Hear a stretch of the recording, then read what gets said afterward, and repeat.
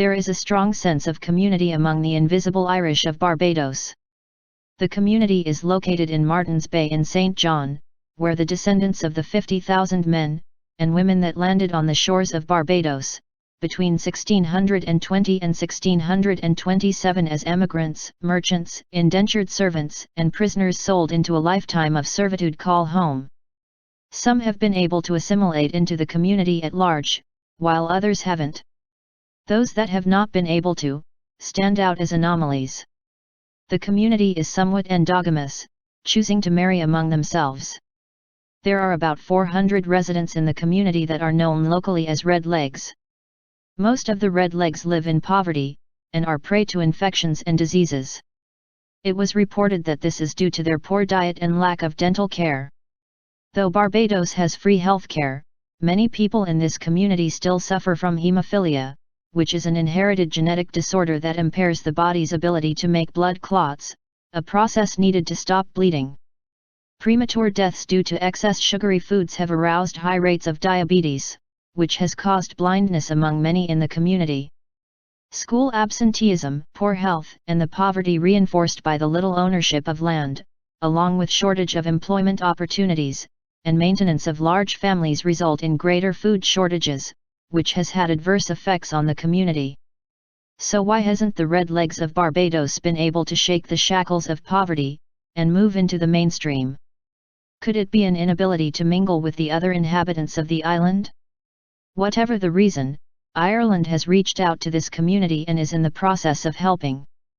Rihanna's great-aunt also lives in this community, and some readers sum up how they feel seeing a superstar like Rihanna, having relatives live under these conditions. Lena Ricca says, "The woman in the first photo, Betty Fenty, is identified, in this well-researched article as Rihanna's great-aunt. This means Betty is the sister of Rihanna's grandmother, and that hardly qualifies as a distant ancestor.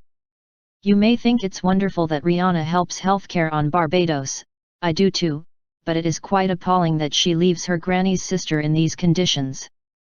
It would be a simple matter to improve her house with indoor plumbing, and running water, and get her some shoes. A few $1,000s would mean the world to this woman, and would mean nothing to Rihanna. She wouldn't even notice the debit in her checking account." Lee Farnham Badley says, "Rihanna's ancestry is as much African as it is European, and perhaps only a small part of her racial origin might be Irish. She does not consider herself Irish, Scottish, Dutch, Spanish, or West African.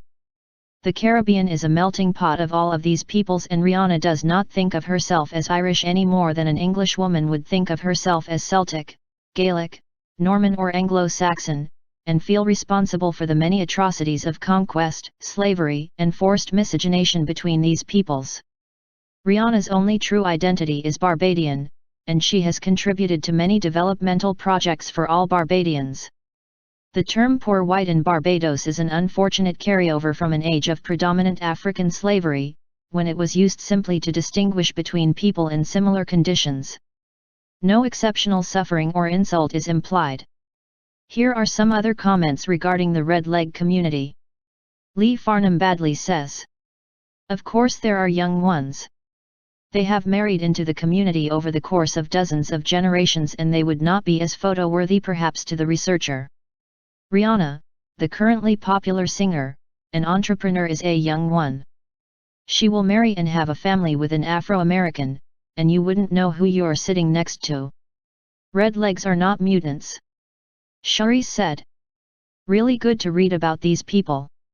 I am from Bequia, an island 100 miles west of Barbados, and am a descendant of some of these redlegs, who left Barbados perhaps in the late 1800s or early 1900s, and set up home on Bequia. I am fascinated by the redleg history, and thank you so much for writing and documenting their story." Russell Byer says, "This is a really interesting piece of history that I certainly never knew of.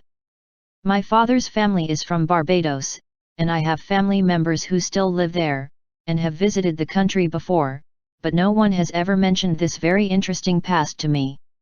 The only mention was that there were lighter-skinned people in that area, but no explanation was given, and I just assumed that it was black and white people mixing. Help is on the way from Ireland. The Irish Ministry and Department of Foreign Affairs has commented on the issue regarding the Red Legs of Barbados and have decided to help this community. There is a coordinated effort with the Emigrants Support Programme in partnership with Ireland's embassies and consulates, which have met with the community, and have encouraged them to collectively submit an application for funding, under the Emigrant Support Programme. What are your thoughts about the Red Legs of Barbados? Do you think the government of Barbados is responsible for improving the health and well-being of this community? Let us know your views. If you have listened to us this far, please give us a thumbs up, and don't forget to share and subscribe for future videos from the Caribbean diaspora. One love.